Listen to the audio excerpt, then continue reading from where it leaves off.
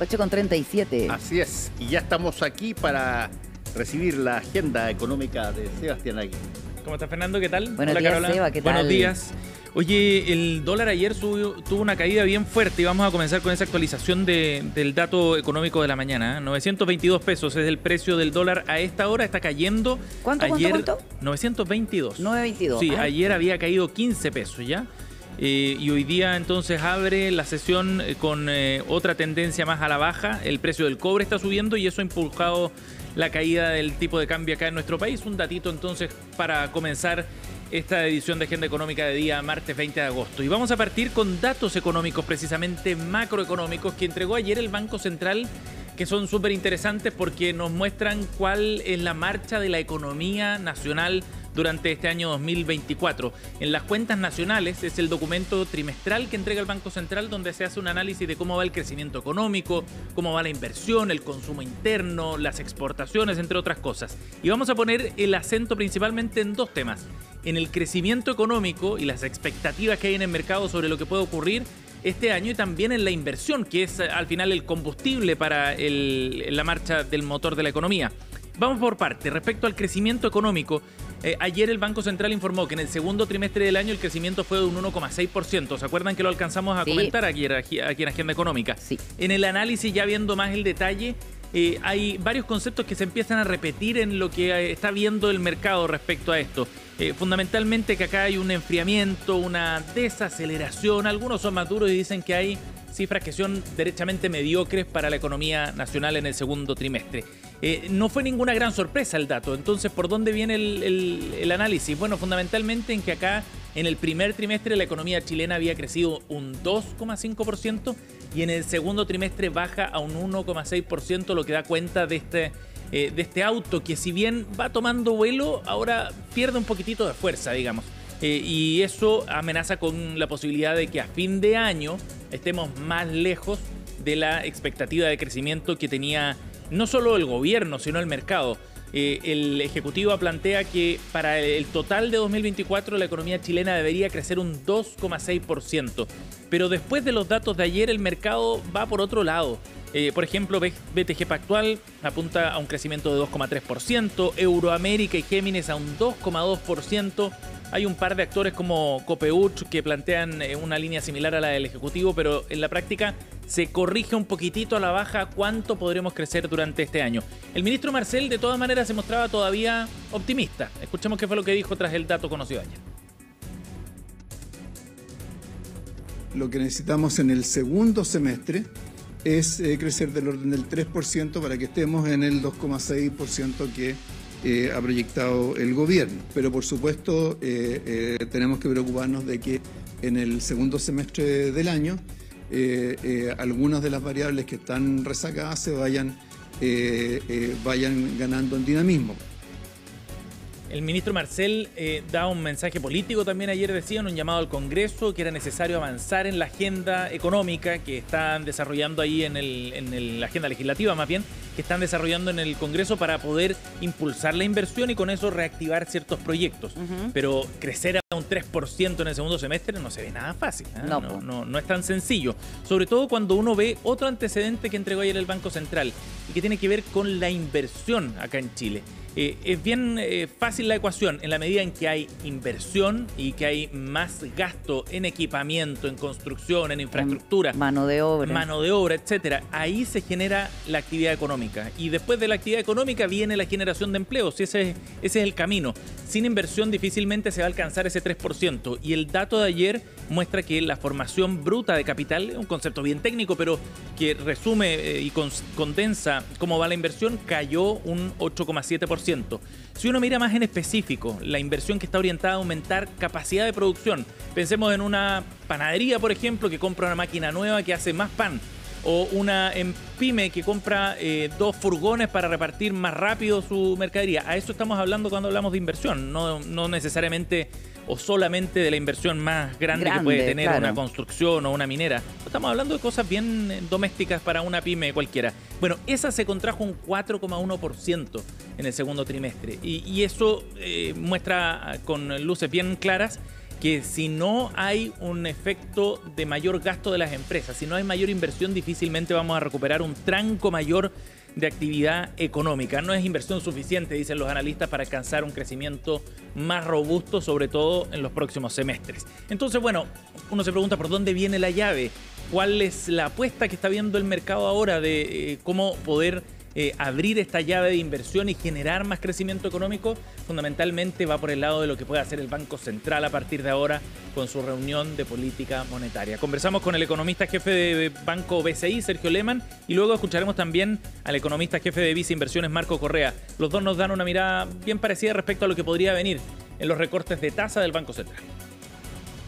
Si uno ve desde el punto de vista sectorial, minería es el sector que está empujando con mayor fuerza la economía, y detrás de ello entonces uno reconoce la entrada en operación de algunos proyectos mineros. Sin embargo, de todas maneras estamos hablando de cifras que no son, por cierto, digamos, favorables, y que reconocen que todavía queda espacio para que el Banco Central continúe bajando su tasa de política monetaria, de manera de permitir que la demanda interna tome una trayectoria algo más favorable hacia los próximos trimestres.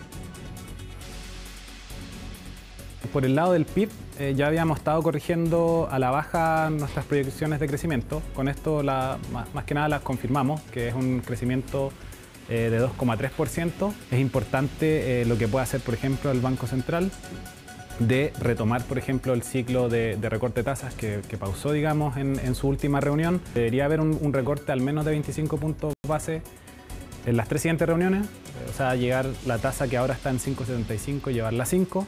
Hay otros componentes, por ejemplo, lo que puede hacer el gobierno con una política fiscal está bien limitado, porque el déficit fiscal está bien alto, mucho más, el doble más o menos de lo que se está esperando. Y ahí hay un punto bien relevante, lo que planteaba Marco Correa, el economista jefe de Visa Inversiones, a quien escuchábamos al final, que acá, si es que uno simplifica el escenario, hay dos formas de ir estimulando la actividad económica. Uno, por el lado de la política fiscal, cuánto puede gastar el gobierno con una política que estimule la actividad económica. Ese ámbito está súper restringido, mientras que en el lado del Banco Central hay margen para que pueda ir bajando las tasas de interés.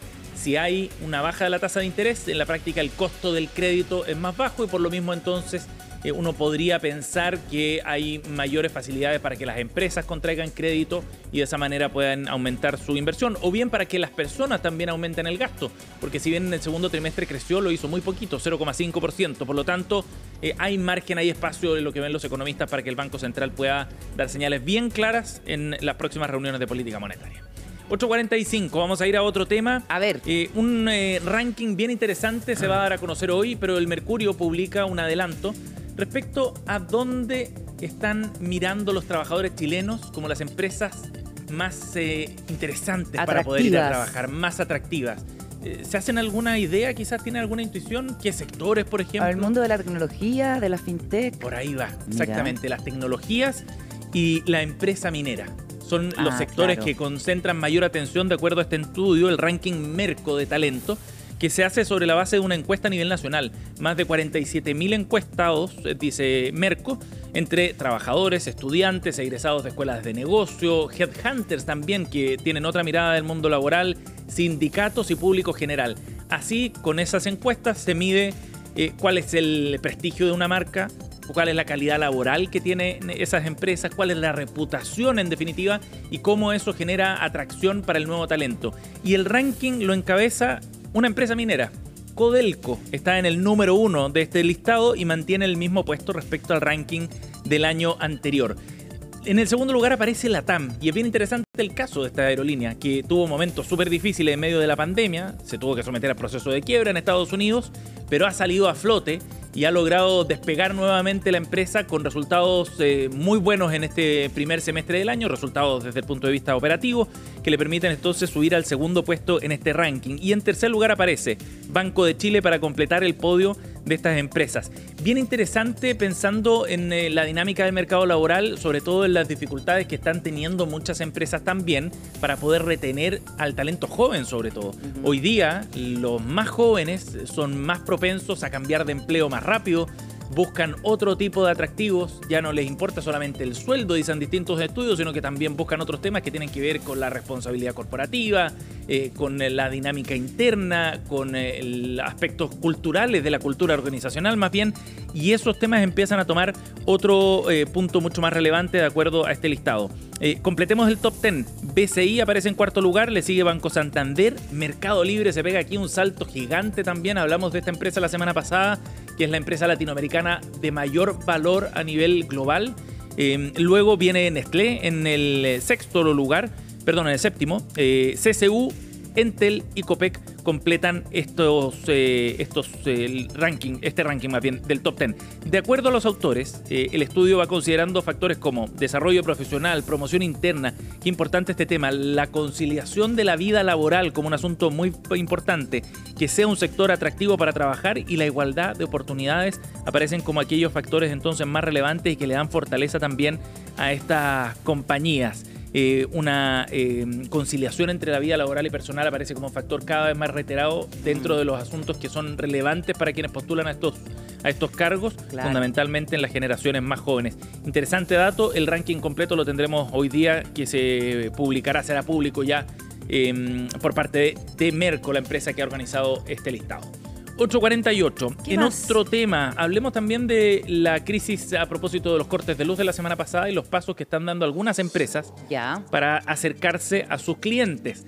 Saesa es una empresa muy importante que opera en el sur del país y dio una señal bien relevante también porque anunció que ya empieza un proceso de compensación con descuentos en las boletas de sus clientes. Aquellos que se han visto afectados por estos cortes de luz, entonces van a recibir ya una devolución por el periodo que corresponde a cada caso del corte de luz que sufrieron hace un par de semanas atrás. O sea, no van a esperar que esto se judicialice, exacto, sino que van a actuar proactivamente. Exactamente. Este es un proceso que va por cuenta propia de la empresa y en paralelo a la compensación que puedan necesitar algunas familias por pérdida de un electrodoméstico por baja de voltaje, pérdida de alimento, de mercadería en el caso de una empresa, una pyme, etc. Esas dos cosas van en paralelo. Lo que ha informado Saesa, el grupo Saesa más bien, porque reúne a varias distribuidoras, está Saesa, está Frontel, está Luz Osorno, son las tres compañías que están aplicando ya en la boleta de los clientes residenciales este descuento legal por cada hora sin luz. Y hay además, dice la misma empresa, un descuento extra que es voluntario, que va más allá de lo establecido en la legislación, dijeron en un comunicado ayer, como parte de una compensación extraordinaria por los recientes cortes de electricidad. Y es interesante ver también la explicación que dan la compañía en este comunicado. Reconoce, tal como lo ha hecho Enel o Chilquinta, dicen que acá hubo un evento de fuerza mayor, una contingencia climática muy severa que superó toda previsibilidad. Y destacan en ese sentido la incapacidad de las empresas, digamos, de responder de alguna forma ante un evento de tal naturaleza. Pero entendiendo lo esencial que es la electricidad, dicen, para la vida de las personas, es que comienzan con esta compensación reflejando en las boletas ya de este mes este descuento legal. ¿Por qué resalto la parte de la motivación de fuerza mayor? Porque ese concepto puede ser bien relevante a la hora de impugnar, por ejemplo, por parte de Enel, el proceso de caducidad que está llevando adelante en su contra la superintendencia. Claro, o incluso las compensaciones. También, porque ahí legales, entran los equipos jurídicos a hacer interpretaciones, que es un evento, un acto de Dios, etcétera, ¿cierto? Exactamente, y que no podían hacer mucho más, digamos, frente a estos vientos que afectaron a la zona centro-sur hace un par de semanas y que llegaron a 120 kilómetros. Es bien relevante en ese sentido porque luego viene todo un proceso de negociación. El llamado del CERNAC y del gobierno también ha sido que las empresas se allanen de alguna forma a ese proceso voluntario, que realicen los descuentos sin que haya un proceso de judicialización, pero no todas están en la misma línea claramente. 8:51. La discusión por pensiones volvió a transformarse en un problema político, digamos, esta semana para el gobierno, sobre todo por la advertencia que han hecho algunos sectores y la UDI en particular, de que acá el asunto no está zanjado. La mesa técnica del Senado, que asesoró a la Comisión de Trabajo en esta línea, había dado avances bien relevantes desde el punto de vista del contenido de los acuerdos que estaba empujando el gobierno. Se firmó un protocolo. La idea es que del Senado salga este proyecto a fines de enero de 2025. Sin embargo, vienen algunas críticas y ojo que no solo son desde la oposición y no solo de la UDI en particular. También desde el Frente Amplio está llegando algo de fuego amigo, digamos, contra protocolo de acuerdo que ha tratado de empujar el gobierno. Así es. Gael Yeomans estuvo con nosotros la semana pasada, al final de la semana pasada, y claro, condicionando de alguna manera que el proyecto del Senado no es vinculante con el de la Cámara, Exacto. lo cual da una nueva señal de que la división, la fragmentación campea, porque uno esperaría que fueran las fuerzas políticas las que estuvieran detrás de esto, más allá de Sí, claro. si es un proyecto del Senado, si es un proyecto de la Cámara, en fin, o sea, puede que no podamos avanzar como se esperaba. Además Claro. de la disposición de la oposición, Guillermo Ramírez dijo acá que esto no estaba zanjado. Exacto, y sobre todo por algunos aspectos del contenido de ese acuerdo. O sea, una cosa tiene que ver con la tramitación, dicen desde la UDI, ok, nos comprometemos a sacarlo en enero del próximo año. Otra tiene que ver con el contenido, y ahí hay un punto que es clave y que tiene que ver con el 6% de cotización adicional, que sigue siendo la principal piedra de tope. Recordemos que el gobierno ha propuesto que 3 puntos de esa cotización adicional vayan a una cuenta individual, a la de cada uno de los trabajadores. Un punto buscará compensar la sobrevida que tienen las mujeres respecto a los hombres, y otros 2 puntos, los restantes, van a ir a una especie de seguro préstamo social a través de un préstamo exacto que se hace al Estado y que luego se devolverá al momento de la jubilación para aquellas personas que hagan ese préstamo de solidaridad en el fondo. Este es el punto que no tiene apoyo de la UDI, y en eso profundizó ayer el senador Juan Antonio Coloma, que de todas maneras respaldó el protocolo alcanzado en el Senado. Escuchemos qué fue lo que dijo. Lo que nosotros en Pensión hemos hecho es generar un calendario de tramitación, porque eso no lo había. Y esperamos llegar, en la medida de lo posible, a un acuerdo. Los técnicos han todos coincidido que lo más importante en pensiones es aumentar el porcentaje de cotización. O sea, que lo más posible vaya a la cotización individual de los trabajadores. Eso es la clave para las pensiones futuras. El segundo gran acuerdo es que hoy día hay que corregir las distorsiones que se producen con las mujeres, especialmente, ya que como tienen más longevidad, a pesar del ahorro que tienen, se distribuye en términos más amplios en el tiempo y tienen peores pensiones. Esos 2 puntos son esenciales. Esa era la visión del senador Coloma. De todas maneras, en la mesa técnica se había planteado la posibilidad de que se generara este préstamo al Estado como una forma de generar un mecanismo de seguro social que permita aumentar las pensiones de aquellos que ya están jubilados hoy o que están prontos a hacerlo. Por lo tanto, venía con cierto respaldo esa propuesta, no salió de un sombrero. Hay dudas, y en Evópoli también lo han planteado así, que ese es un tema que todavía hay que revisar. Pero en el Senado se ve más disposición. En la Cámara de Diputados surgen cuestionamientos, incluso desde el oficialismo, como decías, Carola, básicamente por aspectos que no están incorporados en esta reforma. ¿A qué me refiero? El tema de la desintegración de la industria de las AFP es un asunto bien relevante. Para un gobierno que llevó prometiendo el fin de las AFP, y que ya se sabe ese punto no será cumplido porque no hay piso político, digamos, para eso. Bueno, la posibilidad de separar las funciones de la industria y de esa manera debilitarla de alguna forma, generar más competencia, el ingreso de nuevos actores, ese tema es muy relevante, sobre todo en el Frente Amplio. Vamos a escuchar a la diputada Gael Yeomans, también al diputado Jaime Sáez, que explican por qué están algo reticentes al acuerdo que se alcanzó en el Senado. Nosotros vamos a seguir insistiendo. Primero, en tener una reforma. Segundo, en poder hacer un cambio profundo al sistema de pensiones que tenemos en Chile, en donde las AFP no sigan concentrando el poder y el negocio que les ha entregado durante tanto tiempo los fondos de los jubilados y jubiladas, y pasar a tener un sistema de pensiones centrado en el aumento de las jubilaciones, que es lo que se requiere. Vamos a insistir una y otra vez, porque creemos que, a pesar de la posición de la derecha, son los ciudadanos, las ciudadanas del país, las que merecen una respuesta a la altura. La desintegración de la industria de las AFP para el Frente Amplio es una prioridad, es un aspecto central de la reforma que se está tramitando en el Congreso, junto con la instalación, con las bases para generar un sistema auténtico de seguridad social en nuestro país. La desintegración de la industria es una cuestión principal. Hoy día la industria administra e invierte al mismo tiempo, lo que encarece los costos y perjudica a la ciudadanía, y por lo tanto para nosotros esta es una línea roja. Vamos a seguir llevando adelante propuestas para lograr una efectiva desintegración de la industria de las pensiones, y que de esta forma también podamos plasmar un sistema de seguridad social que mejore las pensiones actuales y también las del futuro. Quizás sería mucho hablar de líneas rojas, pero tienen sus puntos ahí de los diputados frente amplistas y lo que da cuenta entonces también de que esta reforma no tiene el camino tan allanado como se pensaba inicialmente. Y ojo que esas críticas son del oficialismo, pero hay también diputados de la oposición que no están de acuerdo con la forma en la que se ha llevado adelante esta conversación en el Senado. Probablemente por las razones totalmente opuestas. Exactamente, sí, por razones distintas, pero que al final terminan quitándole algo de piso quizás a este acuerdo. El ministro Marcel, que ha estado a cargo de esas negociaciones también junto con la ministra Janet Jara, pero ha tomado la vocería en este caso, se refería a este asunto y trataba de ponerle un poquitito de paños fríos. Esto fue lo que dijo ayer el ministro de Hacienda. Cuando se logra un acuerdo en una Cámara del Congreso, uno no está esperando que eso sea automáticamente vinculante con la otra Cámara. Lo que está esperando es que lo que se genere a partir de ese acuerdo, que en este caso es un acuerdo que tiene un componente procesal importante, ¿cierto?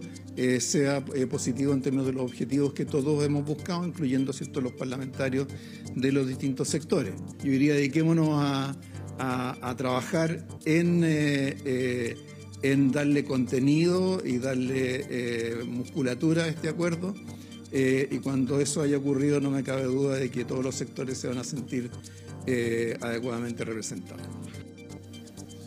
Optimista el ministro, ¿eh? Sí. Porque suena como cuadrar el círculo, dejar a todos satisfechos. Totalmente. Bien interesante en todo caso, un paréntesis, que el ministro Marcel ha estado bien activo en torno a este tema, ha tomado el liderazgo también de las negociaciones.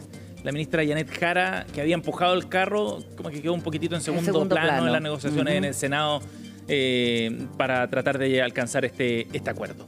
8:59, cerramos con un lindo recuerdo. ¿Se acuerdan de FIU? Claro que sí. ¿El pollito ese? La mascota de los Panamericanos.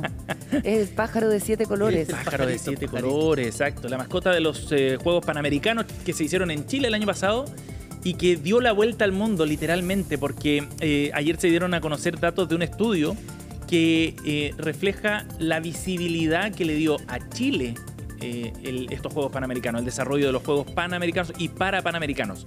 Esto equivale a una campaña mundial cercana a los $20 millones, de acuerdo a este estudio que realizó la Corporación Santiago 2023 junto a la consultora global EY, que hicieron el siguiente ejercicio.